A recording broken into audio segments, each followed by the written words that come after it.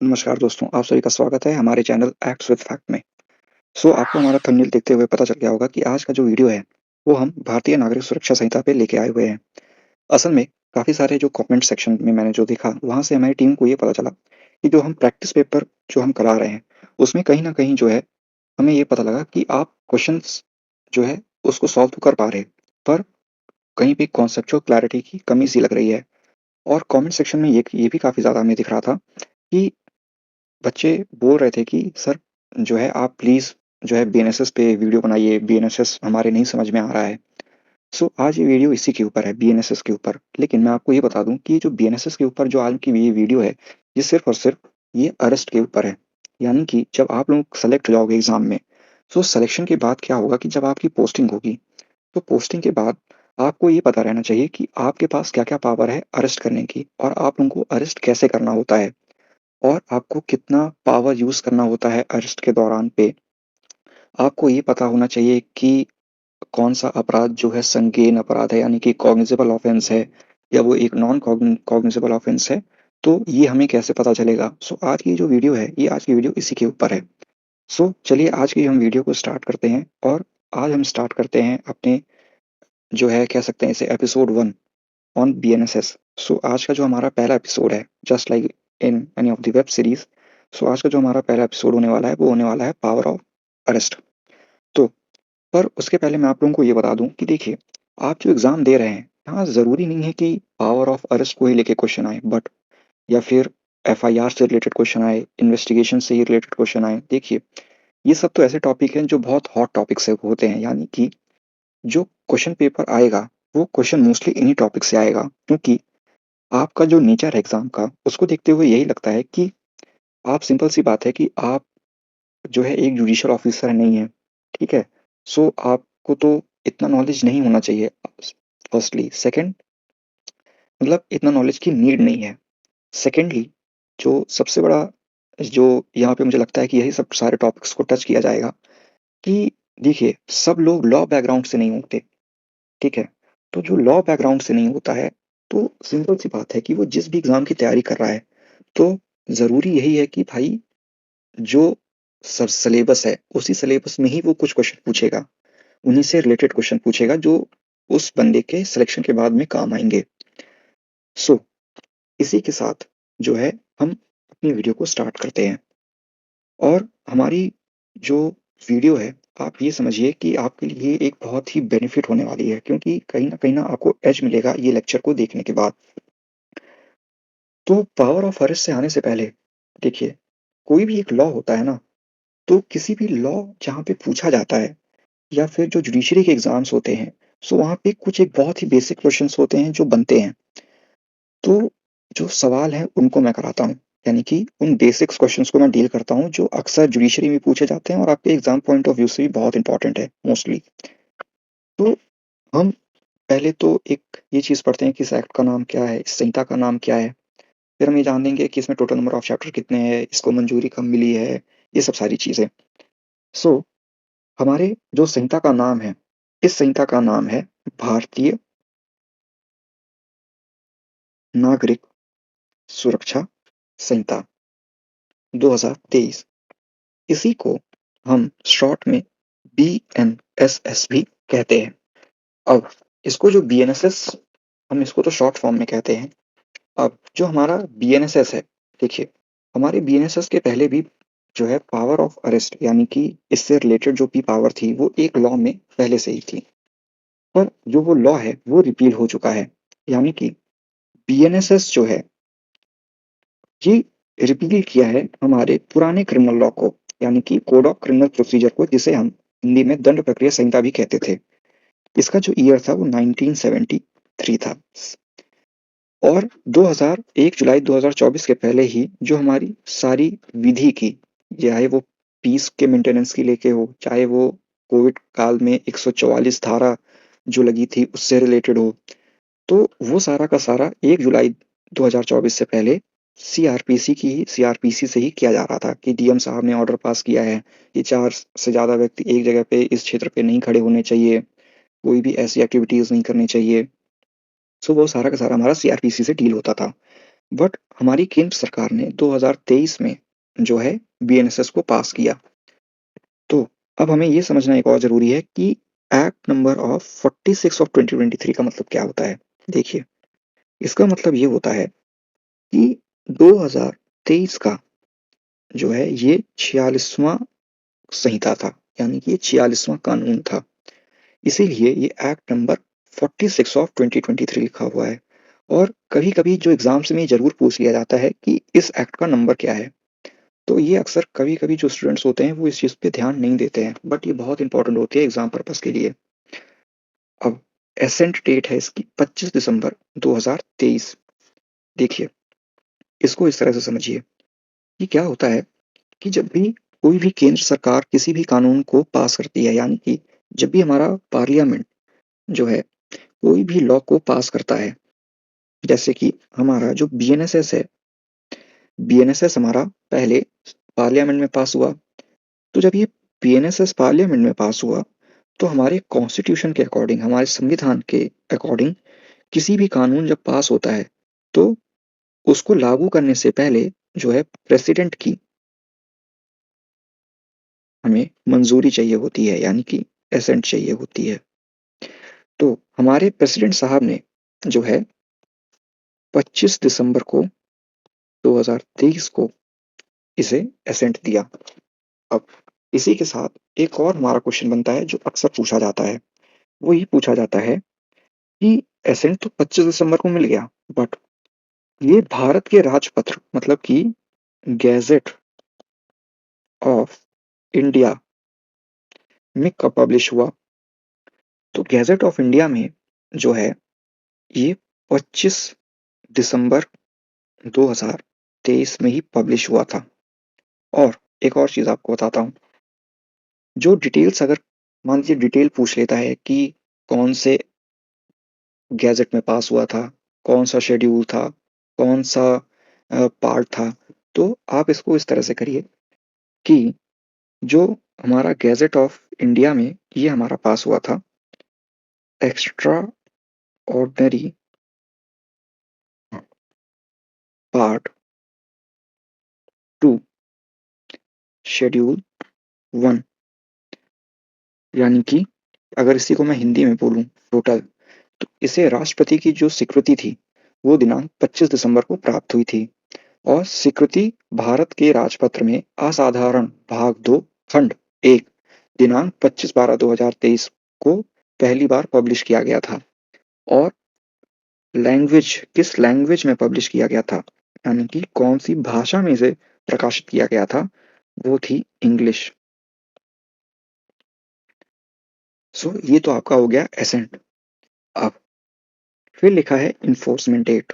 तो देखिए, बीएनएसएस में या फिर आप इसको इस तरह समझिए कि जब भी कोई कानून पारित किया जाता है, तो कई बार कानून में ही ये सरकार लिख देती है, या सरकार नहीं, हमारा पार्लियामेंट इस चीज़ को लिख देता है कि इस कानून की जो प्रवृत्ति होगी, यानी कि ये जब से लागू होगा, वो इस दिन से लागू किया जाएगा। पर हमारा जो बीएनएसएस है, हमारे बीएनएसएस में ऐसी कोई डेट नहीं मेंशन थी।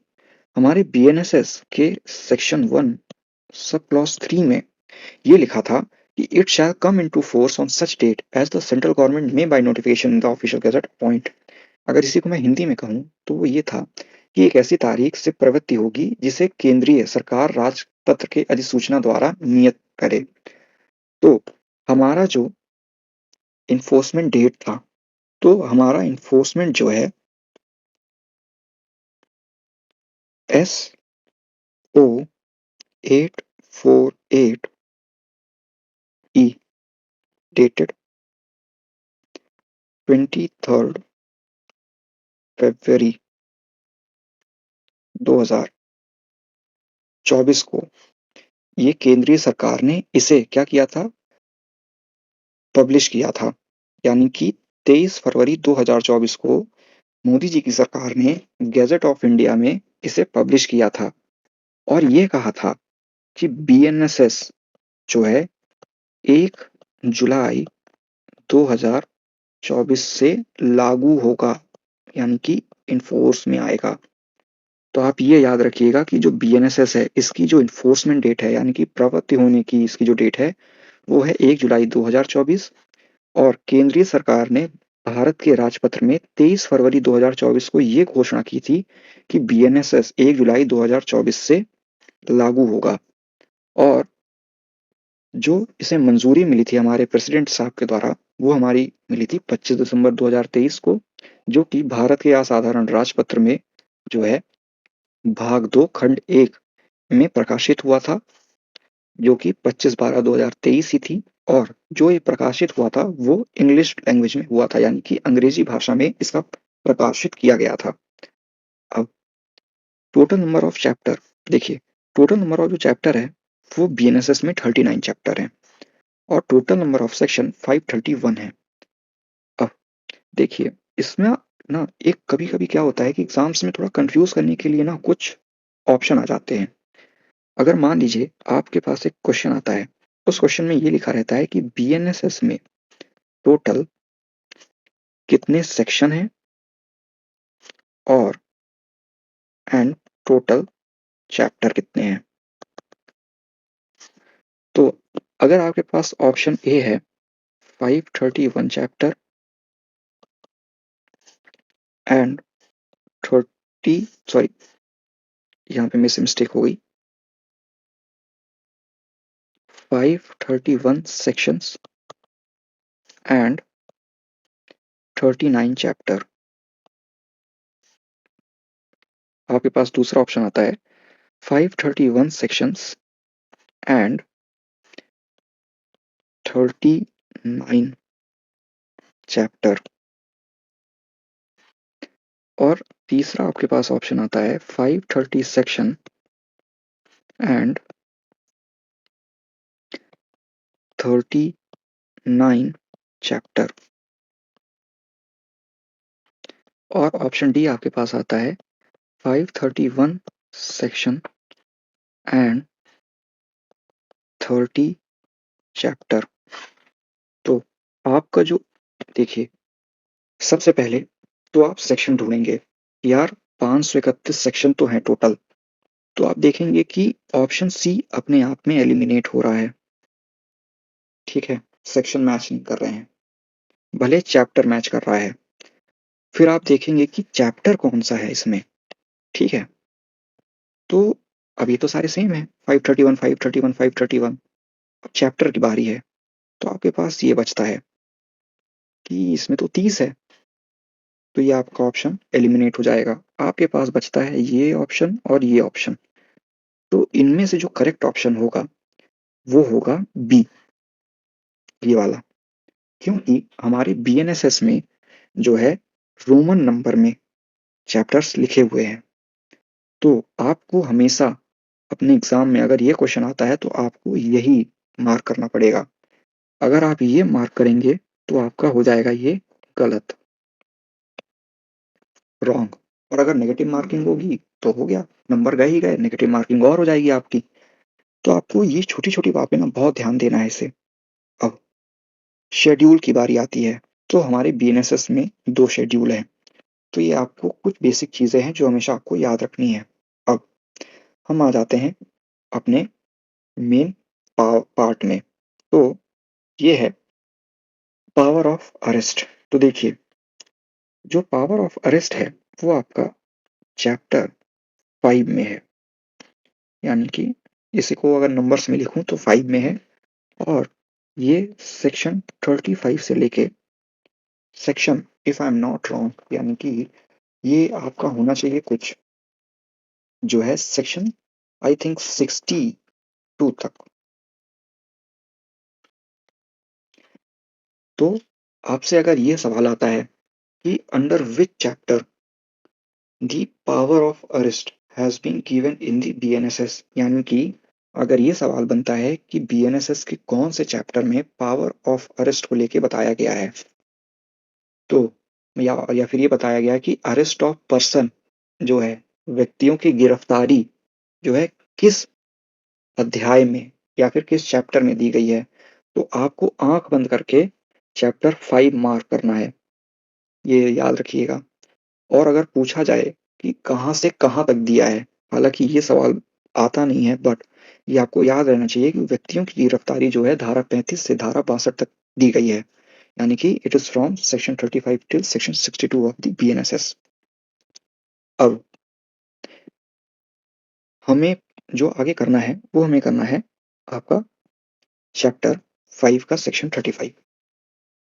यहाँ पे सेक्शन 35 को जब आप पढ़ोगे, तो सेक्शन 35 में क्या लिखा हुआ है, आइए देखते हैं। सेक्शन 35 में ये लिखा हुआ है कि व्हेन पुलिस में अरेस्ट विदाउट वारंट।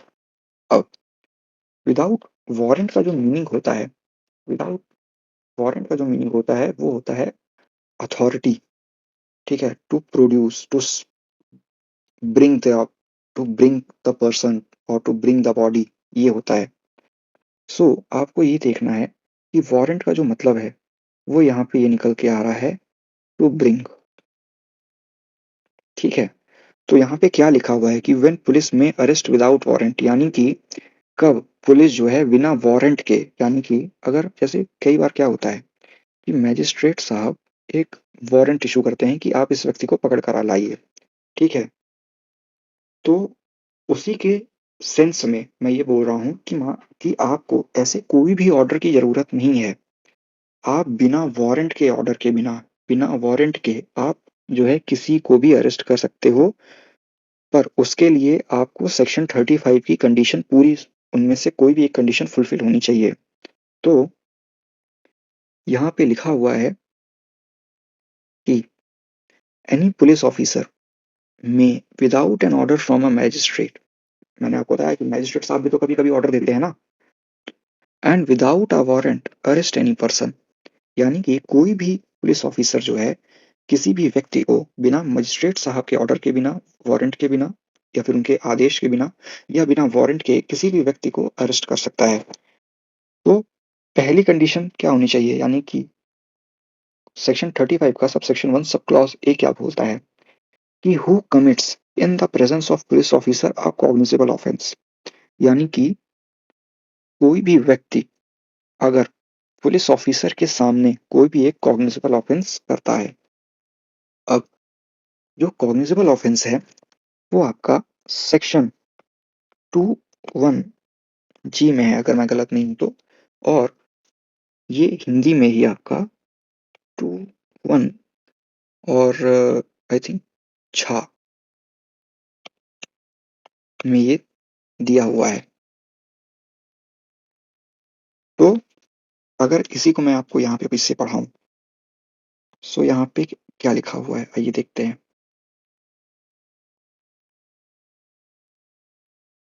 ये रहा, इसे एकदम ध्यान से पढ़िएगा कि cognizable offence means an offence for which, and cognizable case mean a case in which, इसको ऐसे पढ़िए कि cognizable offence mean an offence, ये a police officer may, in accordance with the first schedule or under any other law, for the time being enforce arrest without warrant, यानी कि कोई भी police officer पहली अनुसूची में जो दिया हुआ है, यानी कि पहली अनुसूची के अकॉर्डिंग, या फिर कोई भी एक ऐसा कानून जो भारत में लागू है और उसमें आप जो है बिना वारंट के उसे अरेस्ट कर सकते हैं। इसका मैं आपको एग्जांपल देता हूँ।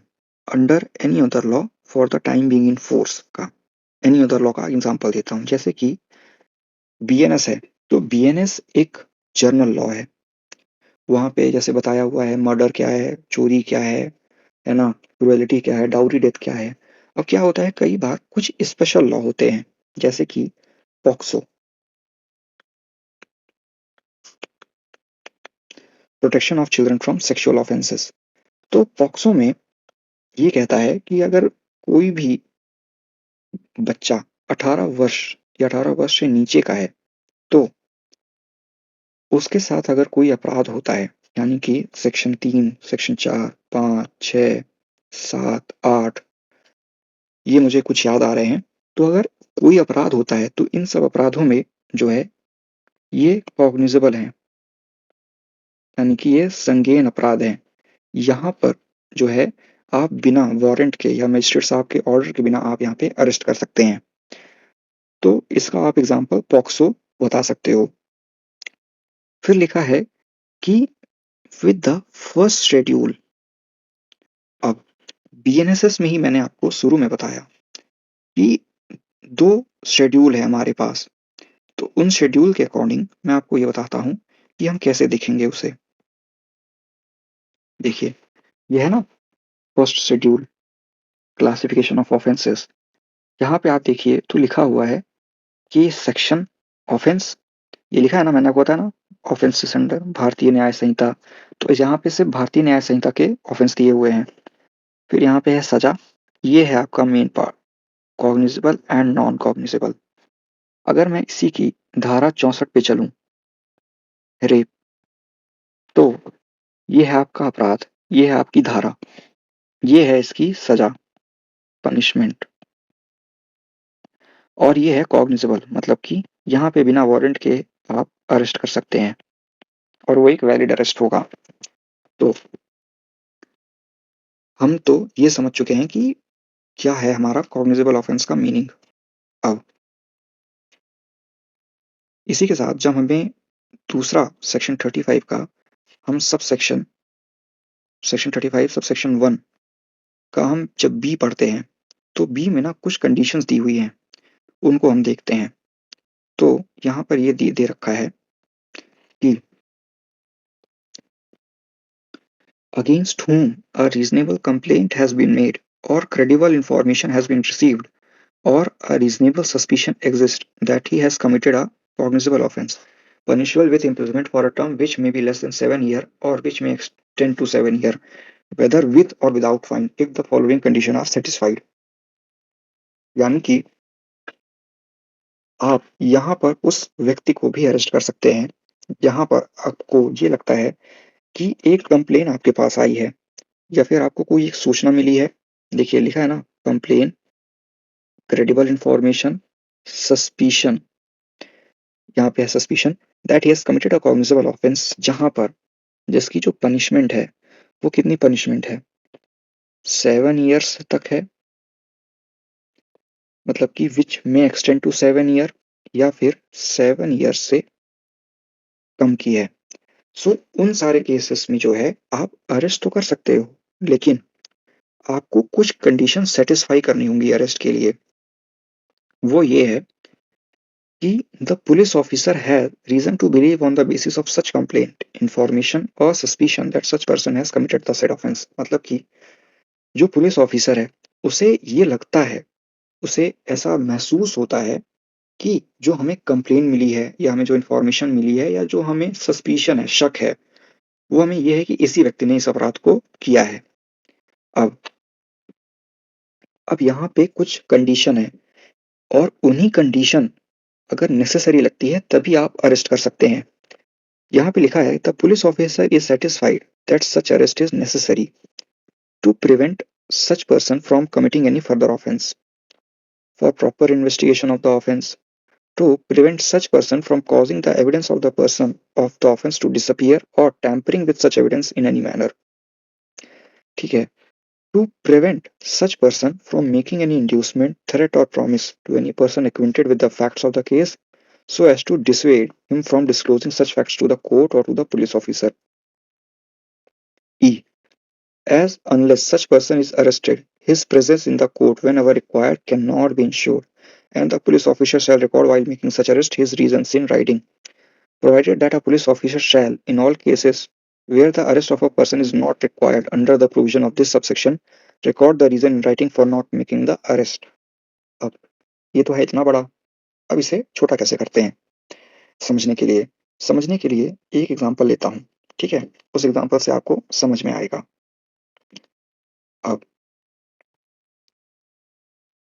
जैसे मान लीजिए एक ऑफेंस है, ठीक है। अब ऑफेंस भी हम कौन सा लें जहां पर जो मैक्स पनिशमेंट है वो हमारी कहाँ है, 7 साल या उससे कम होनी चाहिए। तो चलिए एक ऑफेंस देख लेते हैं कि भैया कौन सा ऑफेंस है जो 7 साल या उससे कम है। तो कोई एक अच्छा, मतलब कि एक ऑफेंस देखते हैं। तो एक बार मैं एक देखना चाह रहा हूँ, एक सेक्शन उसका मैं एक बार पनिशमेंट देखना चाह रहा हूँ। हाँ, चलिए ये देखते हैं। सेक्शन 121। अब voluntary causing hurt to deter public servant from his duty. यहाँ पे कितना है पनिशमेंट? 5 ईयर। हमारी कंडीशन फुलफिल हो गई, 7 साल से कम। ठीक है, कॉग्निजेबल ऑफेंस भी है। क्या बात है, नॉन वेलेबल भी है और मजिस्ट्रेट कोर्ट के द्वारा ये ट्राइबल है। तो अब इसको समझते हैं बढ़िया एग्जाम्पल से। मान लीजिए एक एक्स है जो कि है एक पब्लिक सर्वेंट। ये अपनी ड्यूटी परफॉर्म कर रहे होते हैं, ठीक है। और ये है वाई। अब क्या होता है, वाई आता है, इनको ट्रिगर करता है, डराता है, धमकाता है कि तुम ये मत करो, तुम ये मत करो, तुम वो मत करो। तो अब ये वाई ने सेक्शन 121 बीएनएस में कर दिया है ऑफेंस। और ये ऑफेंस कैसा है? ये ऑफेंस है पनिशेबल 5 इयर्स। ठीक। अब हमारा सेक्शन 35 का ये क्या बोल रहा है? देखिए, हमारा जो सेक्शन 35 है वो ये बोल रहा है सिंपली कि आपको अरेस्ट जो करना है, आप अरेस्ट तभी कर पाओगे उस केस में अगर सबसे पहला ये रहा, अगर आपको ये लगता है कि जो व्यक्ति है वो और भी ऑफेंस आगे कर सकता है, तो यहाँ पर अब आप इनको अरेस्ट तो नहीं कर सकते क्योंकि आपको एक 41 ए का ही नोटिस देना पड़ता था सीआरपीसी में, ठीक है। बीएनएसएस में मुझे पता नहीं है वो कहाँ पर है। तो हम ये देखते हैं, ये है 5 ईयर। अब हमें करना है इन्हें अरेस्ट। तो हमारे पास ग्राउंड क्या क्या होना चाहिए कि हम इनको अरेस्ट कर सकें? तो जो पहला ग्राउंड है वो है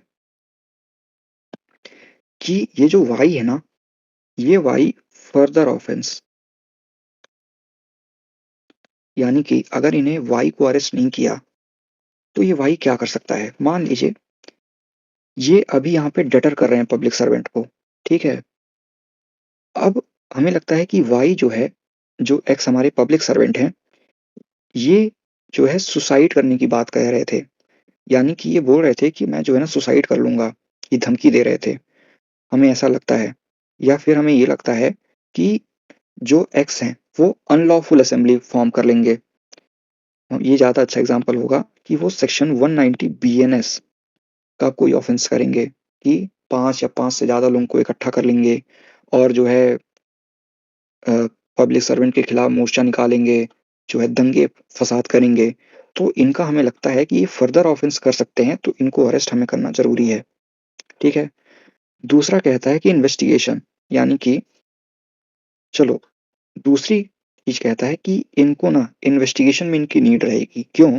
क्योंकि वाई जो है डटर करते हैं, डराते हैं, धमकाते हैं। तो ये हमें लगता है कि इनकी स्टेटमेंट हमें रिकॉर्ड करने चाहिए। इनका हमें अगर इनकी ये जो है कहीं पे हर्ट या ग्रीवियस हर्ट जैसी कोई चीज़ कर रहे हैं, तो वहाँ पर इनका अरेस्ट होना बहुत ज़रूरी है। वहाँ पे इनका इन्वेस्टिगेशन में जो है होना बहुत ज़रूरी है, ताकि एक प्रॉपर और अच्छी इन्वेस्टिगेशन हो पाए। फिर third, to prevent such person from causing the evidence of the offence to disappear tampering with such evidence in any manner. अब मान लीजिए जब ये डरा धमका रहे थे हमारे भाई किसे पब्लिक सर्वेंट को, तो पब्लिक सर्वेंट साहब ने बना ली इनकी वीडियो। अब हमें ये लगता है कि अभी जो वाई है ना, ये क्या करेंगे कि एविडेंस को डिसअपियर करेंगे या टैम्पर करेंगे। तो हमें ये लगता है कि यार ये वीडियो तो एक्स के फ़ोन में है, तो ये वाई क्या कर सकता है कि जो पब्लिक सर्वेंट है ये इनका फ़ोन, मोबाइल फ़ोन को स्नैच करके जो है क्या करेगा, वीडियो डिलीट कर सकता है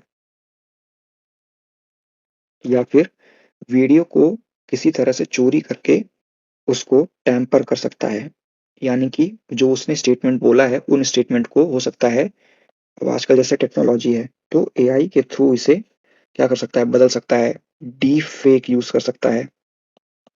जैसे आप देखे होंगे डीप फेक में कि अगर मैं ये अभी आपको बता रहा हूँ, अगर डीप फेक यूज़ हो जाए तो अमिताभ बच्चन जी की आवाज़ आ सकती है इससे, like that all those things. तो ये तो अपने आप में एक बहुत बड़ा अपराध होता है। तो हमें ये लगता है कि ये सारी चीज़ें हो सकती हैं। अब डी है कि to prevent such person from making any inducement, threat और promise to any person acquainted with the fact of the case so as to dissuade him from disclosing such fact to the court. अब इसी example में हम ये बोलते हैं कि Y के यहाँ पे अगर मैं इसको ना थोड़ा सा मिटा दूं, तो यहाँ पे अगर मैं इसी को मिटाऊं और यहीं पे जो है क्या करूं कि एक्स तो है हमारे पब्लिक सर्वेंट पीएस, और ये वाई जब इनको धमकी दे रहा होता है तो यहीं पर खड़े होते हैं ए बी सी डी। तो हमारी चौथी चौथी है शायद, हाँ, तो हमारी चौथी कंडीशन के हिसाब से हमें ये लगता है कि भाई जो वाई है ये, सॉरी ये जो, हाँ ये जो वाई है ये ए बी सी डी को लालच दे सकता है, थ्रेट दे सकता है या प्रॉमिस दे सकता है कि भाई तुम लोग ना कोर्ट में बयान मत दो मेरे खिलाफ। तो इसीलिए वाई का अरेस्ट करना बहुत जरूरी है। यही कह रहा है आपका डी। ई ये कहता है कि अगर हमने वाई को अरेस्ट नहीं किया तो ये जो वाई है ना भैया ये तो कोर्ट में आएगा ही नहीं कभी। ये इसका अटेंडेंस जो है प्रोक्योर करना कोर्ट में पॉसिबल ही नहीं है। ये आपका कह रहा है ई। और लास्ट ये कह रहा है, और साथ में इस ई के साथ ये कह रहा है कि ये जो रीजन है, the police officer record while making such arrest his reason in writing. तो पुलिस ऑफिसर अगर अरेस्ट करता है तो उसे ये रीजन देना होगा कि वो क्यों अरेस्ट कर रहा है। और यदि पुलिस ऑफिसर प्रोवाइडेड, हमारा ये कह रहा है कि अगर पुलिस ऑफिसर जो है जहाँ पे अरेस्ट ऑफ पर्सन रिक्वायर्ड नहीं है यानी कि वो अरेस्ट नहीं कर रहे हैं, तो इस प्रोविजन के इस सब सेक्शन के अंडर तो उनको यहाँ पे भी अपने रीजन रिकॉर्ड करने पड़ेंगे कि वो ऐसा अरेस्ट क्यों नहीं कर रहे हैं। अब आते हैं हम अपने सी पे।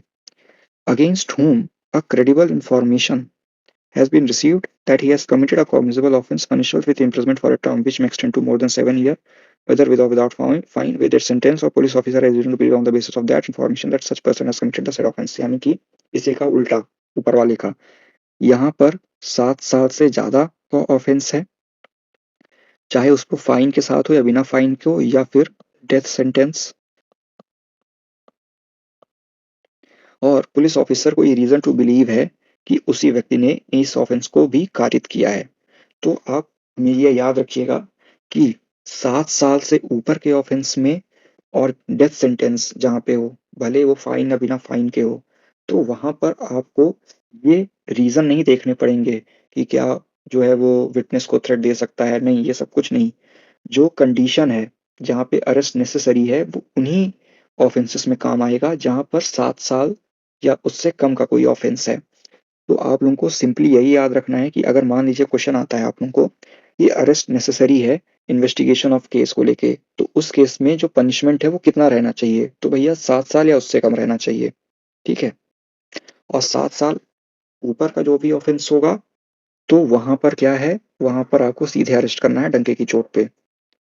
अब who has been proclaimed as an offender either under this Samhita or by order of the state government। अब जैसे कि अगर मैं गलत नहीं हूं तो आई थिंक जो विजय माल्या साहब हैं, ठीक है, विजय माल्या साहब हैं प्रोक्लेम्ड। प्रोक्लेम्ड का मीनिंग होता है कि जब भी सरकार या कोर्ट जो है किसी भी व्यक्ति को घोषित कर दे कि ये एक प्रोक्लेम्ड ऑफेंडर है, उसको अपराधी घोषित कर दे, तो वो होता है प्रोक्लेम्ड ऑफेंडर जो कि भागा हुआ है। जैसे विजय माल्या साहब हमारे साथ लंदन में है, तो वो देखिए लंदन में वीडियो वीडियो आती है उनकी, बढ़िया से घूमते घूमते हैं। तो भारत सरकार द्वारा या कोर्ट्स के द्वारा उन्हें प्रोक्लेम्ड ऑफेंडर घोषित कर दिया गया है। तो अगर विजय माल्या साहब मान लीजिए कभी इंडिया आए, ठीक है, तो उनको ना पुलिस अरेस्ट कर सकती है। क्यों? क्योंकि वो एक प्रोक्लेम्ड ऑफेंडर है।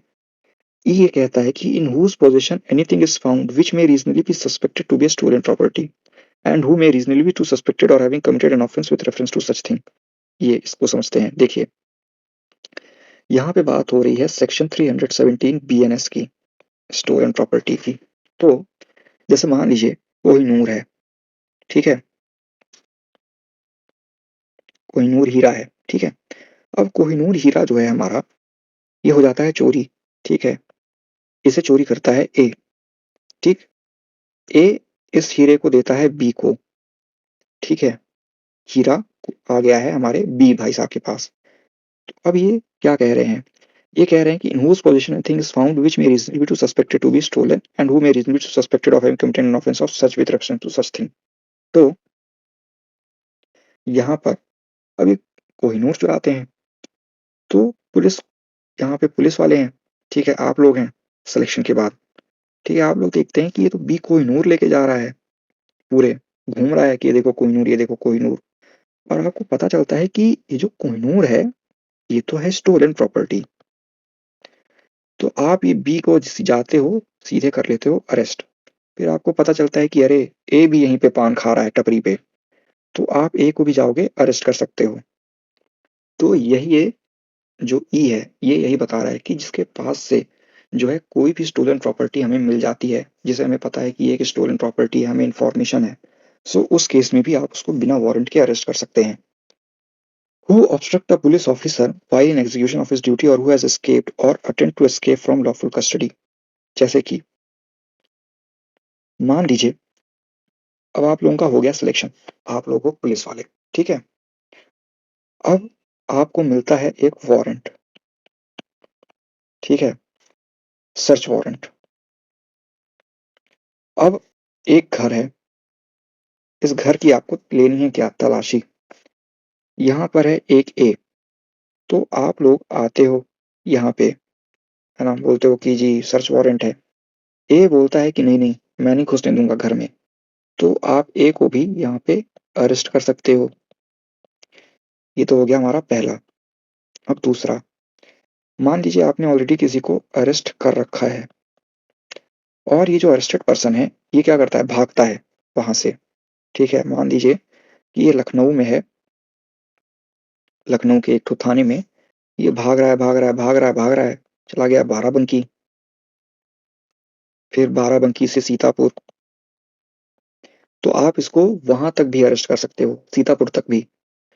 और ये यही कह रहे हैं कि अगर आपने किसी को ऑब्स्ट्रक्ट, जैसे किसी ने ऑब्स्ट्रक्ट किया हो या फिर जो एस्केप हुआ हो, या फिर जैसे मान लीजिए कोई कोई कैदी भी जैसे नहीं बोलते दीवार कूद के भाग गए, है ना? या फिर अटेम्प्ट टू एस्केप कर रहे हैं कि भाई जेल की दीवार है, जेल की दीवार पे चढ़ रहे हैं, है ना? तो इन लोगों को भी आप जो है अरेस्ट कर सकते हैं without warrant. G, who is reasonably suspected to being a deserter from any of the armed forces of the Union. यानी कि इसका कहने का मतलब ये है कि अगर कोई भी आर्म्ड फोर्सेस यानी कि हमारी आर्मी, नेवी, एयर फोर्स, इन तीनों में से अगर कोई भी एक जो पर्सन है, ठीक है? वो अनलॉफुली जो है आर्म्ड फोर्सेस को छोड़ के आ गया है, जो कि यूनियन गवर्नमेंट की है यानी कि हमारी सेंट्रल गवर्नमेंट की है, सो आप उसे भी अरेस्ट कर सकते हो। That is who is reasonably. और अरेस्ट आपको कब करना है? ये आपको हमेशा याद रखना है कि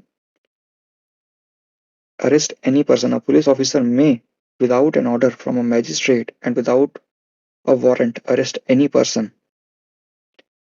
who is reasonably suspected of being a deserter from any of the armed forces of the union।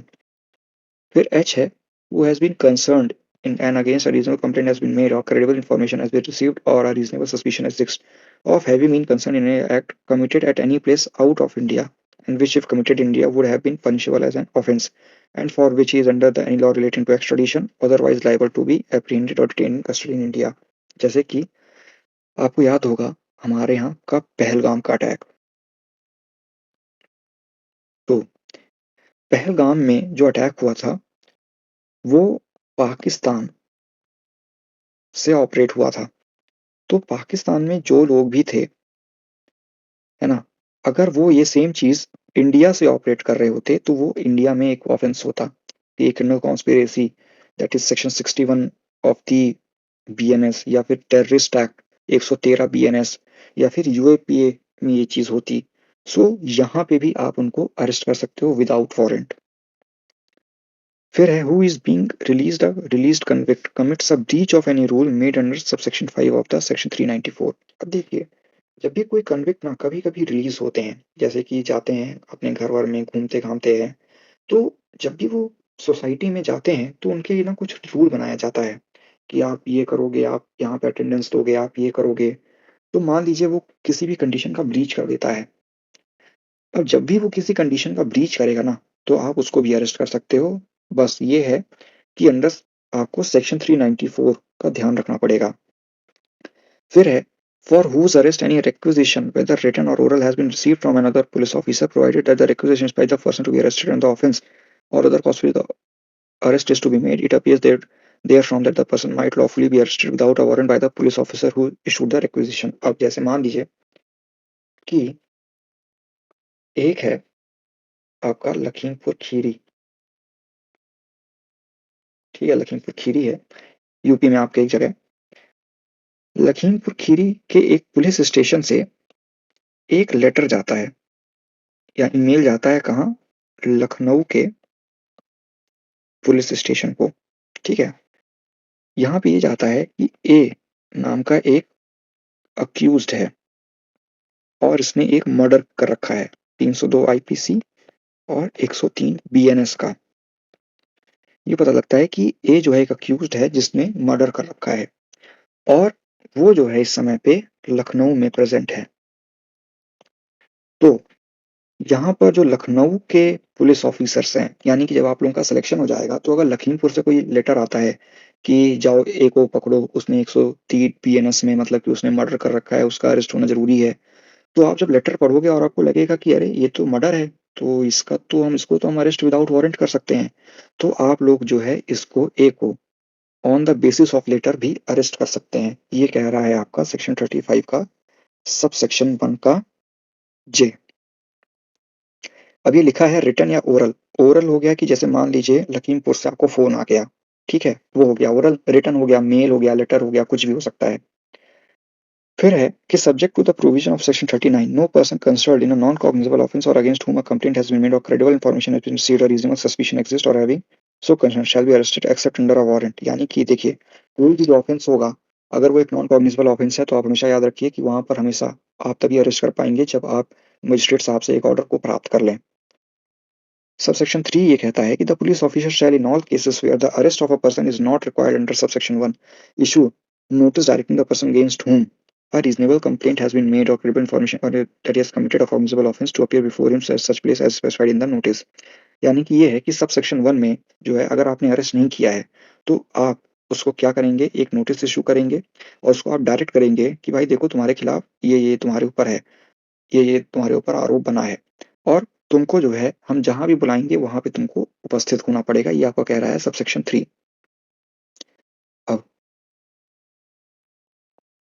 फिर चौथा ये कह रहा है कि where such a notice is issued to any person it shall be duty of that person to comply with the terms of the notice. यानी कि आपने जिसे भी सिलेक्शन होने के बाद जब आपकी भर्ती हो जाएगी, तो आपको क्या करना है कि अगर जिसे भी आप नोटिस दे देंगे जहाँ पे अरेस्ट उसका जरूरी नहीं है, तो जहाँ पे 7 साल या उससे कम की सजा है और वहां पे नोटिस देते हैं, इशू करते हैं, तो ये सामने वाले की ड्यूटी है कि वो उसको कंप्लाई करे, ठीक है।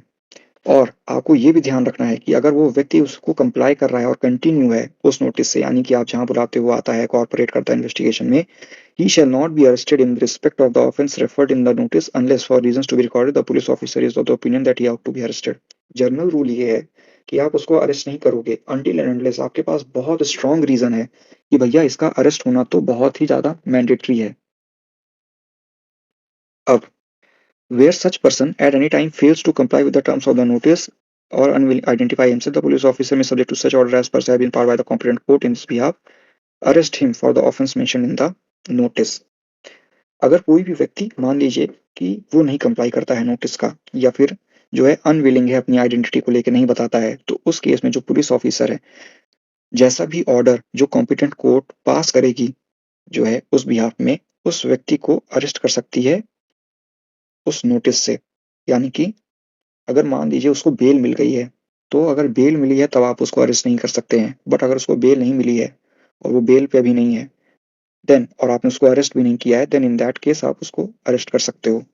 No arrest shall be made without prior permission of an officer not below the rank of deputy superintendent of police in case of an offence which is punishable for imprisonment of less than 3 year and such person is infirm or is above 60 years of age। यानी कि देखिए, आपको कोई भी कैसा arrest नहीं करना है बिना परमिशन के, किसके? जो है डिप्टी सुपरिटेंडेंट ऑफ पुलिस के, जहां पर जो ऑफेंस है वो 3 साल से कम का है या फिर जो व्यक्ति है वो बीमार है या फिर उस व्यक्ति की जो एज है वो 60 साल से ऊपर की है। तो आपको ये 3 अलग-अलग हैं।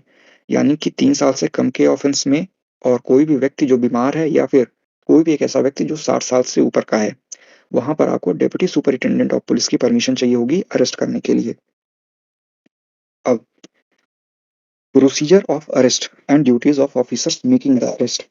Every police officer while making the arrest, देखिए जब भी आप अरेस्ट करोगे ना, तो आपके पास एक एक्यूरेट मार्क होना चाहिए। आप देखेंगे पुलिस वालों के पॉकेट पे काले कलर का एक वो लिखा रहता है, visible and clear identification of his name which facilitate easy identification. Memorandum of arrest बनेगा, जहां पर आपको किसी एक व्यक्ति से साइन कराना पड़ेगा, जो कि उसका मेंबर ऑफ फैमिली होगा, परिवार वाला होगा, या फिर जो है कोई भी लोकेलिटी में, जैसे मान लीजिए आपने उसको लखनऊ में पकड़ा, आपको लखीमपुर से लेटर मिला था कि इसको पकड़ना है ए को, आपने ए को पकड़ा। अब वहाँ पे जब आप मेमोरेंडम ऑफ अरेस्ट बनाओगे तो वहाँ पर जो है उसके परिवार वाले तो उपस्थित होंगे नहीं। तो उस केस में लखनऊ में जहाँ पे आपने पकड़ा है तो वहाँ पे जो लोकल लोग हैं उनसे आप जो है साइन कराओगे, और जो दूसरा साइन होगा वो उस अरेस्टेड पर्सन का होगा, और आप उसको इन्फॉर्म करोगे अरेस्टेड पर्सन को, जब तक memorandum is addressed by a member of his family that he has a right to have a relative or a friend or any other person named by him to inform of his arrest। यानी कि जब तक कि memorandum attest नहीं हो जाता है तो आप उस व्यक्ति को ये इन्फॉर्म कर देंगे जिसको आपने अरेस्ट किया है कि भाई तुम्हारे पास एक राइट है कि तुम अपने रिलेटिव या किसी एक दोस्त को या कोई भी एक ऐसे व्यक्ति का नाम बता दो जिससे हम ये इन्फॉर्म कर सकें कि तुम जो है अरेस्ट हो चुके हो। अब देखिए सेक्शन 37 आपके लिए इतना इंपॉर्टेंट नहीं है, सेक्शन 38 भी नहीं है, सेक्शन 39 है। देखिए सेक्शन 39 ये कहता है कि अगर कोई भी व्यक्ति पुलिस ऑफिसर के सामने जो है एक नॉन कॉग्निजेबल ऑफेंस करता है और उस पुलिस ऑफिसर ने उसका नेम और एड्रेस जो है मांगा है, अब अगर वो एक कोई भी एक ऐसा एड्रेस देता है जो कि पुलिस ऑफिसर को लगता है कि यह है गलत, तो उस व्यक्ति को वो अरेस्ट कर सकता है जब तक कि उसका रेसिडेंस और नाम जो है पता नहीं लग जाता। अब जैसे कि मान लीजिए मेरा घर है लखनऊ में, ठीक है, आपका सिलेक्शन हो गया। अब मैं आपके सामने जो है एक नॉन कॉग्निजेबल ऑफेंस कमिट कर देता हूँ, जहाँ पर मुझे आप बिना वारंट के अरेस्ट नहीं कर सकते हैं। अब क्या होता है कि आप अगर मुझे अरेस्ट नहीं कर सकते हैं, आप मेरा नाम और एड्रेस पूछते हैं। अब मैं हूँ रहने वाला मान लीजिए लखनऊ का। अब मैं बताता हूँ कि मैं तो दुबई, थाईलैंड, या फिर मैं बोलता हूँ कि मैं तो थाईलैंड में रहता हूँ। तो पुलिस वाला जो है मुझे अरेस्ट कर सकते हैं, यानी कि आप लोग मुझे अरेस्ट कर सकते हैं जब तक कि मैं अपना सही नाम और पता नहीं बता देता हूँ। अब मान लीजिए मेरा नाम है अनुभव, ठीक है? अब मैं नाम अपना बता दूँ विकास दुबे, तो ये कह रहा है कि जब तक मेरा असली का नाम नहीं पता चल जाता है, तब तक जो है मुझे अरेस्ट किया जा सकता है। और जैसे ही आपका नाम और पता जो है मिल जाएगा पुलिस ऑफिसर को, तो वैसे ही उसको बेल बॉन्ड में या फिर मजिस्ट्रेट के सामने उसको अपीयर किया जाएगा, जैसा भी केस होगा। Provided that if such person is not resident in India, the bail bond shall be secured by a surety or sureties resident in India। अगर मान लीजिए जिसका अरेस्ट हुआ है, वो इंडिया का रहने वाला नहीं है, जैसे कि वो रहने वाला मान लीजिए थाईलैंड रहता है, तो जो बेल बॉन्ड एग्जीक्यूट होगा, तो वो रेसिडेंट इन इंडिया, मतलब वो इंडिया में ही उसको जो है उसका एग्जीक्यूट होगा। कोई ना कोई उसका श्योरिटी इंडिया में आएगा और वही एग्जीक्यूट कराएगा बेल बॉन्ड को। अगर अब देखते हैं सबसेक्शन 3 क्या कहता है। सबसेक्शन 3 ये कहता है कि अगर ट्रू नेम और residence of such person ascertain नहीं हुआ है, तो विद इन 24 आवर्स, यानी कि 24 घंटे के अंदर अगर उसका नाम और पता नहीं पता चलता है, और अगर वो फेल करता है बेल बॉन्ड एग्जीक्यूट करने से, then if so required to furnish a sufficient surety he shall forwardly be forwarded to nearest magistrate having jurisdiction। Then आपको क्या करना है कि उसे आपको एक नियरेस्ट मजिस्ट्रेट साहब के यहाँ उसे भेजना है। सेक्शन 40 भी आपके लिए इतना इंपॉर्टेंट नहीं है, बस ये इंपॉर्टेंट है कि भाई प्राइवेट पर्सन, यानी कि मैं एज अ प्राइवेट पर्सन मैं पुलिस में नहीं हूँ, बट मैं भी किसी व्यक्ति को जो है अरेस्ट कर सकता हूँ अगर उसने मेरे सामने एक non bailable and cognizable offence को कमिट किया है। आप बस इसमें ये याद रखिएगा, ये आपके लिए बहुत इंपॉर्टेंट सेक्शन है, अरेस्ट हाउ मेड। देखिए जब भी कोई अरेस्ट होगा ना, यहाँ पे लिखा है कि in making an arrest the police officer और other person making the same shall actually touch और confine the body of the person to be arrested unless there is submission to the custody by word or action। जैसे मान लीजिए कि ए है, ठीक है, अब ए को अरेस्ट करना है, ए बोल देता है कि मैं सरेंडर करता हूँ, ठीक है, तब आपको जो है कोई भी फोर्स नहीं यूज़ करना है, या आप ध्यान रखिएगा। या फिर वो कोई एक्शन करता है, यानी कि ए के हाथ में गन है, वो गन को ड्रॉप कर देता है, नीचे गिरा देता है ज़मीन में और खुद जो है घुटनों के बल पे बैठ जाता है, तब भी उसको आप जो है फ़ोर्स यूज़ नहीं करेंगे। तो अगर मान लीजिए वो सरेंडर भी नहीं करता और गन भी नहीं यूज़ करता है, तब आप उसकी बॉडी को कन्फाइन और टच कर सकते हैं, यानी कि उसको रोक सकते हैं एक जगह पे। फिर जो दूसरा कहता है, प्रोविसो ये कहता है कि जहाँ पर where a woman is to be arrested unless the circumstances indicate to the contrary, her submission to custody on an oral intimation of arrest shall be presumed, and unless the circumstances otherwise require or unless the police officer is a female, the police officer shall not touch the person of the woman making her arrest। यानी कि ये कहता है कि जहाँ पर कोई woman है उसे अरेस्ट करना है। अब जब तक कि कोई भी एक ऐसा सर्कमस्टांस इंडिकेट नहीं करता है, तो ये प्रेज्यूम माना जाएगा, उस अगर कोई भी एक ऐसा सर्कमस्टांस एग्जिस्ट नहीं करता है हमारे अगेंस्ट पे, तो उसका जो सबमिशन है to custody on oral intimation of arrest shall be presume. तो अगर उसने ओरल इंटीमेशन दे दिया है तो हम ये मान लेंगे कि वो अरेस्ट हो चुकी है, unless the circumstance otherwise require, या फिर कोई और सर्कमस्टांसेस। अब जैसे वो हमें मशीन गन से भूनना जो है फायर करने लगी, तो उस केस में तो सिंपल सी बात है, हमें फोर्स तो यूज करना ही करना पड़ेगा। तो ये एक्सट्रीम सर्कमस्टांसेस का केस है।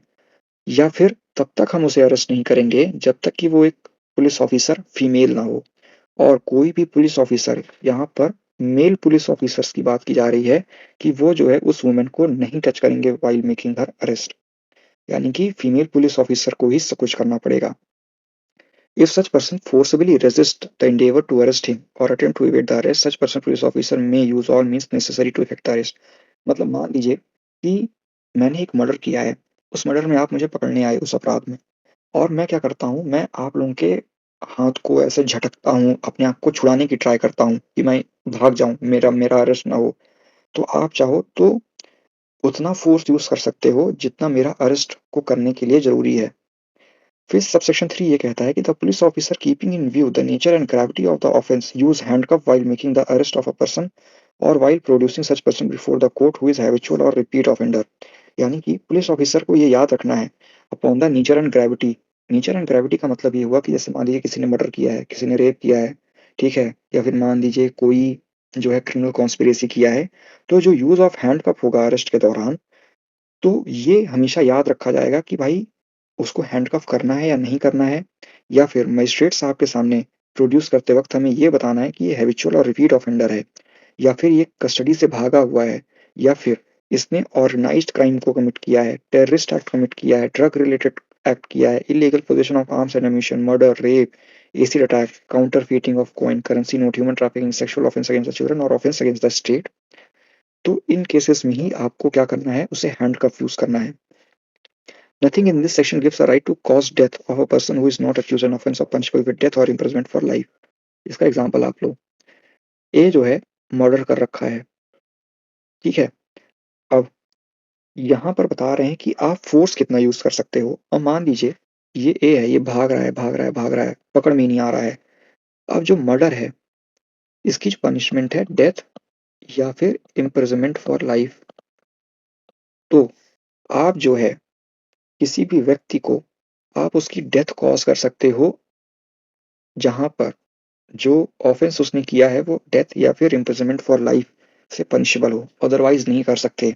बट आपको हमेशा एक याद रखना है कि ये बहुत ही रेयर केस होता है जहां पर जो है क्या करते हैं, हम ये देखते हैं कि उस व्यक्ति ने कोई एक ऐसा ऑफेंस किया है जहां पर पुलिस उसकी डेथ ही कॉज कर रही है, भले वो एक मर्डर का ही ऑफेंस था। जैसे विकास दुबे का आपको केस याद होगा, उनका इनकाउंटर हुआ था।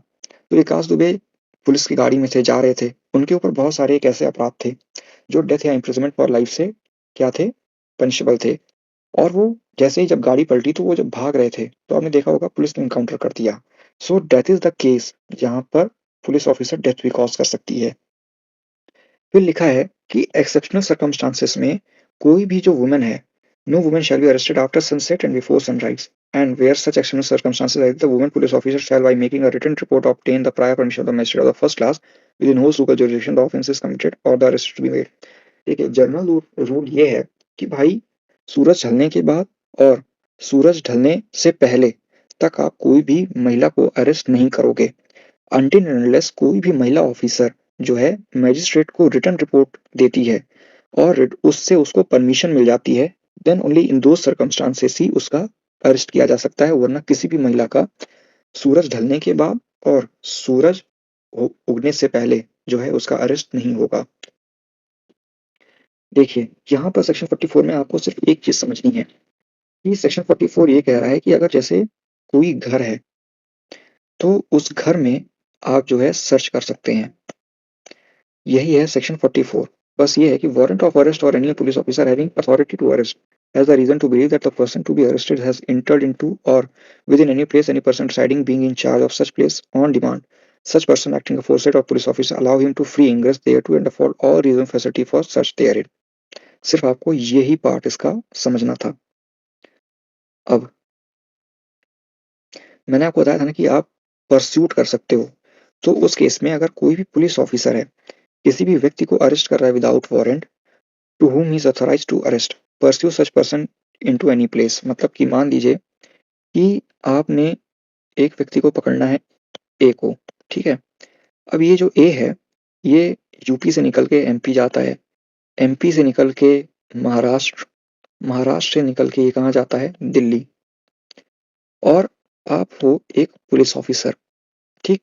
आप भी इसके साथ जाते हो, एमपी पीछा कर रहे हो, महाराष्ट्र पीछा कर रहे हो, दिल्ली पीछा कर रहे हो, तो आप अगर इसको दिल्ली में भी इसको जाके पकड़ सकते हो। मतलब भारत के किसी भी राज्य या फिर यूनियन टेरिटरी में आप जो है किसी भी व्यक्ति को अरेस्ट कर सकते हो, अगर वो उसने कोई भी एक ऐसा ऑफेंस कमिट किया है जहां पर आपके पास पावर है कि उसे आप बिना वारंट के अरेस्ट कर सको। अब मैंने आपको बताया था कि सेक्शन 46 ये कहता है कि कोई भी व्यक्ति जो है ज्यादा उसके ऊपर रेस्ट्रेंट नहीं किया जाएगा जिससे कि वो भाग ना सके। मतलब कि एज अ पुलिस ऑफिसर आपको हमेशा ये ध्यान रखना है कि आप उतनी ही पावर का यूज करो जिससे कि वो एस्केप ना हो, यानी कि जिसको आपने अरेस्ट किया है वो वहां से भाग ना सके। ये आपका कह रहा है सेक्शन 46। अब ये आपका सेक्शन 47 एक बहुत इंपॉर्टेंट सेक्शन है। 47 सिंपली ये कहता है कि ये आपकी ड्यूटी है, यानी कि पुलिस ऑफिसर की ये ड्यूटी है कि जब भी वो बिना किसी व्यक्ति को बिना वारंट के जो है अरेस्ट कर रहे हैं, वो उसको कम्युनिकेट करेंगे, यानी उस अरेस्टेड पर्सन को ये बताएंगे कि आपको किस अपराध में हम पकड़े हैं और आपका ग्राउंड क्या है उस अरेस्ट का। कि जैसे मान लीजिए अपराध आपने किया है 103 का, तो हम आपको ग्राउंड बताएंगे कि आप क्यों अरेस्ट हो रहे हो, कि आप ने ऑफेंस ये किया है, आप इस ऑफेंस के अंडर ही यही ग्राउंड है कि हम आपको अरेस्ट कर रहे हैं, लाइक दैट। फिर सबसेक्शन 2 ये कहता है कि where police officer arrest without warrant any person other than a person accused of a non bailable offence, he shall inform the person arrested that he is entitled to be released on bail, that he may arrange for such surety on behalf. देखिए, non bailable offence वो offence होता है जहां पर when a police officer arrest without warrant any person other than a person accused of a non bailable offence, यानी कि देखिए non bailable offence वो ऑफेंस होता है जहां पर बिना कोर्ट की अनुमति के बिना पुलिस बेल नहीं दे सकती है। यहाँ पर बात हो रही है कि अगर कोई भी एक ऐसा व्यक्ति है जो बिना वारंट के अरेस्ट हुआ है पर वो उसने जो ऑफेंस किया है वो एक बेलेबल ऑफेंस है, तो उस केस में उस व्यक्ति को ये पुलिस के द्वारा बताया जाना बहुत ही ज़रूरी है, आवश्यक है कि उसे ये बताया जाए कि आपने जो ऑफेंस किया है वो एक बेलेबल ऑफेंस है और आपको बेल पे रिलीज़ भी किया जा सकता है और आप जो है इतनी श्योरिटीज़ जो है इस ऑफेंस के बिहाफ़ पे आप जमा करा दीजिए पुलिस स्टेशन में। अब सेक्शन 48 भी आपका बहुत ही इंपॉर्टेंट है। 48 ये कहता है कि हर एक पुलिस ऑफिसर जो है इस संहिता के अकॉर्डिंग इंफॉर्मेशन देगा such arrest and place where the person is arrested being held any of his relative friends और such other person as may be disclose और nominated by the arrested person. यानी कि ये ऑब्लिगेशन है किसकी, police officers की, कि उनके फ्रेंड अरेस्टेड पर्सन के दोस्त, घर वाले, परिवार जो कोई भी हो, ये बताएं कि ये जो है यहाँ पर इस जगह से यहाँ से जो है जगह से, इस थाने से, इस राज्य, इस क्षेत्र से इनकी गिरफ्तारी हुई है। और the police officer shall inform the arrested person of his right as soon as he is brought to police station, यानी कि आपको उसका जो राइट है कि तुमने एक बेलेबल ऑफेंस है तुम्हारा, फिर इसके बाद ये है कि तुम्हारा ग्राउंड ऑफ अरेस्ट क्या है, तो उस व्यक्ति को, अरेस्टेड पर्सन को, आपको ये तब बताना है जब वो पुलिस स्टेशन में आ जाए। फिर है as an entry of a fact as to which has been informed of the arrest such person shall be made to be book to be kept in the police station instead of the state by rules provide, यानी कि entry भी होगी। Police station में क्या होता है ना कि एक रखी रहती है आपकी डायरी और वहां पे एंट्री होती है। सो वहां पर एंट्री की जाएगी उस सच अरेस्टेड पर्सन की। अब सेक्शन 49 ये कहता है कि अगर आपने, जैसे आपने किसी को अरेस्ट किया है बिना वारंट के और उसके वो बेल नहीं है, मतलब कि एक नॉन बेलेबल ऑफेंस है, या फिर under warrant which provide for taking bail but the person arrested can not furnish bail and a person is arrested without warrant और ये प्राइवेट पर्सन आप भूलिए, बस ये देखिए कि a person arrested without warrant cannot legally be admitted to bail or is unable to furnish bail the officer making the arrest. When the arrest is made by a private person, the police officer to whom he makes over the person arrested may search such person and place in safe custody all article, जैसे कि खोजबीन।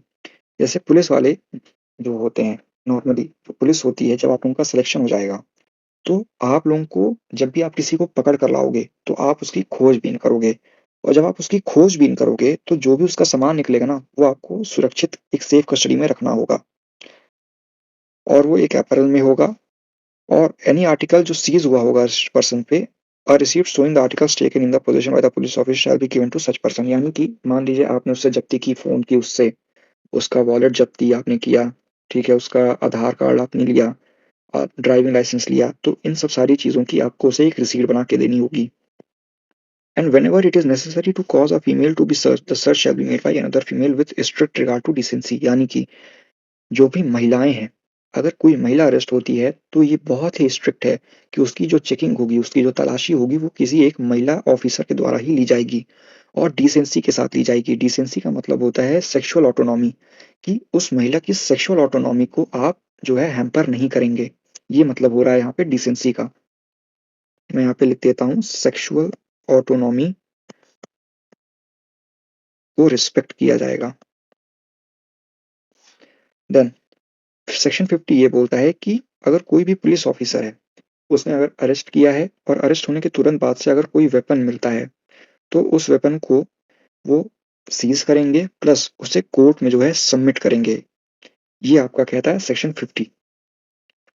अब section 51 ये कहता है कि आप इसका क्रक्स समझिए। ये कहता है कि अगर जैसे मान लीजिए अक्यूज्ड के ऊपर जो है ग्रीवियस हर्ट का एक मैटर है, या फिर ए और बी के बीच में एक झगड़ा हुआ, इन दोनों के बीच में ए ने जो है बी को एक लोहे के रॉड से मारा, और इन लोगों के बीच में जब ये झपटा झपटी हुई तो ए के हाथों में ना कुछ स्क्रैचेस आ गए।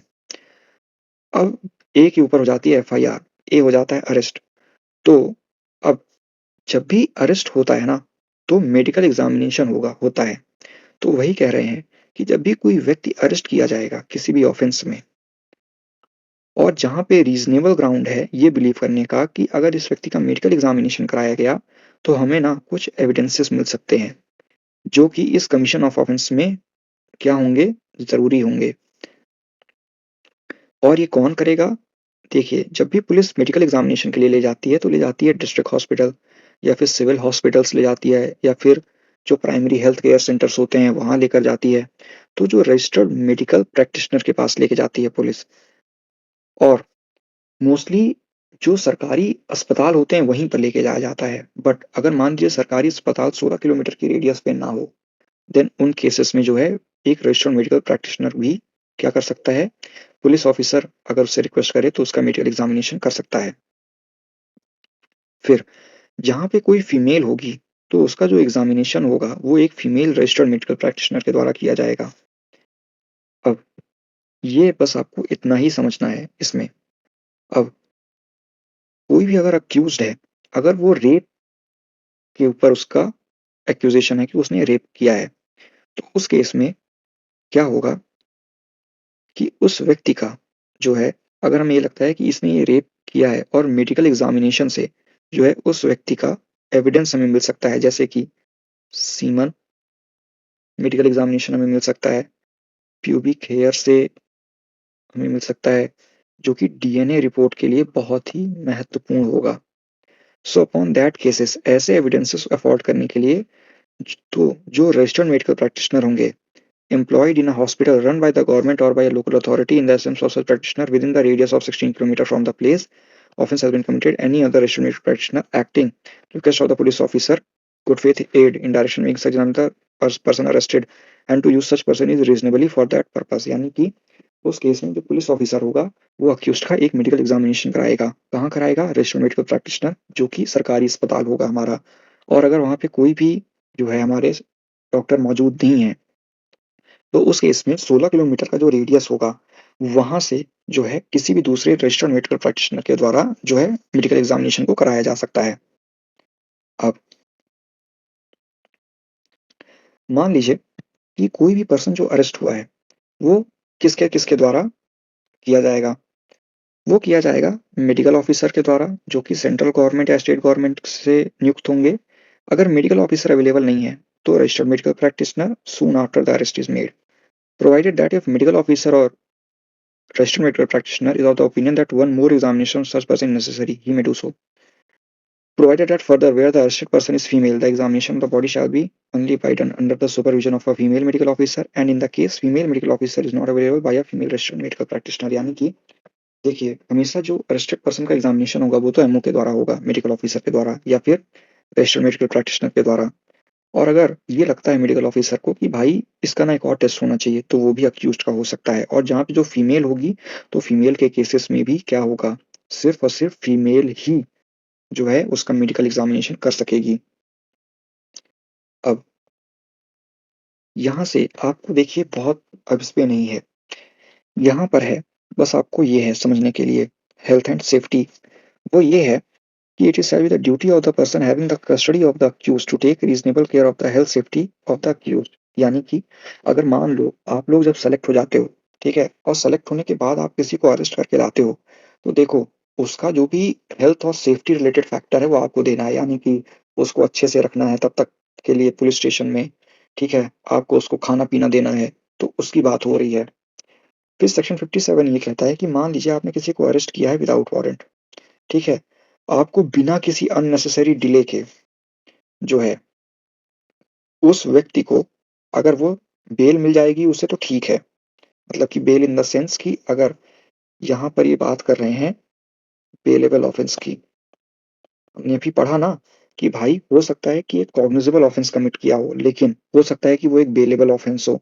तो यही कह रहे हैं कि एक पुलिस ऑफिसर जब भी अरेस्ट करता है विदाउट वारंट तो बिना किसी डिले के और subject to the provision herein contained as to bail, यानी कि अगर वो एक बेलेबल ऑफेंस किया है और उसको वो इंटाइटल्ड है बेल के लिए तो उस व्यक्ति को जितना जल्दी हो सके बिना किसी डिले के मैजिस्ट्रेट साहब के पास उसे प्रस्तुत करना होगा या फिर before the officer in charge of a police station के सामने उसे प्रस्तुत करना होगा। अब सेक्शन 58 आपके लिए बहुत इंपॉर्टेंट है। सेक्शन 58 ये कहता है कि officer in charge of police station shall report to the DM or if he so directs to the STM the cases all person arrested without warrant within the limit of their respective station whether such person has been admitted to bail or otherwise। यानी कि देखिए जब भी कोई officer in charge of police station क्या होगा अगर किसी को भी डिटेन कर लिया है उसने तो देखिए 24 घंटे से आप ज़्यादा नहीं कर सकते हैं और उस केस में आपको एक रिपोर्ट भेजनी होगी डीएम को या फिर एसडीएम साहब को और आपको ये बताना होगा कि आपने उस व्यक्ति को बिना वारंट के अरेस्ट कर रखा है इर्रेस्पेक्टिव कि जो है आपका उस थाने पे क्षेत्राधिकार है। और आपको ये भी बताना होगा कि क्या उससे बेल मिली है, एडमिटेड टू बेल है या अदरवाइज यानी कि नहीं है या फिर एक नॉन बेलेबल ऑफेंस उसने कर रखा है। अब सबसे इम्पोर्टेंट है अब आपका सेक्शन 61 एंड सेक्शन 62। देखिए सेक्शन 62 ये कहता है कि अगर मान लीजिए आपने किसी को अरेस्ट करके लाए, आपका सिलेक्शन हो गया, आपकी हो गई पोस्टिंग, ठीक है, अब आप मान लो किसी को अरेस्ट करके लाते हो, ठीक है, या फिर मान लो कोई व्यक्ति जेल में है, ठीक है, लॉफुल कस्टडी में है, सजा काट रहा है और मान लीजिए वो वहां से भागता है, ठीक है, मतलब कि वो खुद भागता है। मान लीजिए कोई व्यक्ति जेल में है, ठीक? और जेल में है, वो दीवार फाँदता है, एस्केप कर रहा है अपनी या रेस्क्यूड होता है, यानी कि उसको 2-4 लोग बचाते हैं। Then the person from whose custody he escaped or was rescued may immediately pursue and arrest him in any place in India. तो उस वक़्त पे जिसकी ये ड्यूटी होगी उस व्यक्ति को लॉफुल कस्टडी में रखने की, वही व्यक्ति जो है उस व्यक्ति को पीछा करेगा और उसको अरेस्ट करेगा भारत के किसी भी कोने में। And the provision of Section 44 shall apply to arrest under subsection 1, although the person making arrest is not acting under a warrant, is not a police officer having authority to arrest. ये आपके लिए इतना important factor नहीं है। बस आपको ये याद रखना है सेक्शन 62 में कि कोई भी अरेस्ट जो है नहीं किया जाएगा within the provision of this Sanhita और any other law for the time being in force providing for arrest. यानी कि कोई भी अगर आप अरेस्ट करते हो तो वो अरेस्ट जो है जो बीएनएसएस में दी गई है उसी के अकॉर्डिंग आपको करनी होगी। अगर आपने बहुत ज़्यादा इर्रेगुलैरिटी कर दी, तो आपने देखा होगा कि कई बार जो हाई कोर्ट्स होती हैं हमारी ऑनरेबल हाई कोर्ट्स, वहाँ पे कैसे पुलिस ऑफिशियल्स को जो है समझाया जाता है कि आपको ये ऐसा एक्ट नहीं करना होता है या फिर ये इस तरह से अरेस्ट नहीं किया जाता है। सो आपको ये हमेशा ध्यान रखना है कि आपको कोई भी एक ऐसा अरेस्ट नहीं करना है जो अपने आप में एक इर्रेगुलर हो और आपको जो भी ये सेक्शन दिए गए हैं, इन्हीं में जो भी आपको पावर्स मिल रही हैं अरेस्ट करने की, उसी के अकॉर्डिंग आप करिए। जो भी राइट है अक्यूज़्ड का वो बताइए, जो अगर वो बेल के लिए एंटाइटल्ड है, तो आप बेल उसको एंटाइटल्ड दीजिए, उसको बताइए कि आप 50,000 रुपए की आप श्योरिटी अमाउंट रखवा लीजिए, 10,000 की रखवा लीजिए as the case may be. So ये है आपका सेक्शन 62। तो इसी के साथ जो हमारा अरेस्ट है या फिर हम कह सकते हैं कि power of persons to arrest, मतलब कि सामने वाले व्यक्तियों की गिरफ्तारी कैसे होगी, अक्यूज़्ड की गिरफ्तारी कैसे होगी। सो ये रहा हमारा चैप्टर 5 ऑफ द बीएनएसएस। सो इसी के साथ हमारा आज का जो पहला वीडियो है, एपिसोड 1 है, ये हमारा होता है आज के लिए एंड। अब हम जो नेक्स्ट वीडियो बनाएँगे, अगर आप इस पे अच्छा रिस्पॉन्स करते हैं, तो मैं इस पे दूसरा वीडियो बनाऊँगा। वहाँ पे हम उस सेकंड वीडियो में ये बताएँगे कि एफआईआर कैसे लॉन्च की जाती है, प्लस हम बताएँगे कि आपके पास इन्वेस्टिगेशन पावर्स क्या होती हैं और साथ में एंसिलरीज़ पावर्स क्या-क्या होती हैं। इन्वेस्टिगेशन के दौरान ही आप क्या-क्या कर सकते हैं। सो प्लीज़ आप इस वीडियो को अच्छे से देखिए। ये आपके एग्ज़ाम पर्पज़ के लिए बहुत ही इम्पोर्टेंट चीज़ है और मैं आशा करता हूँ कि आपको ये वीडियो अच्छी लगे।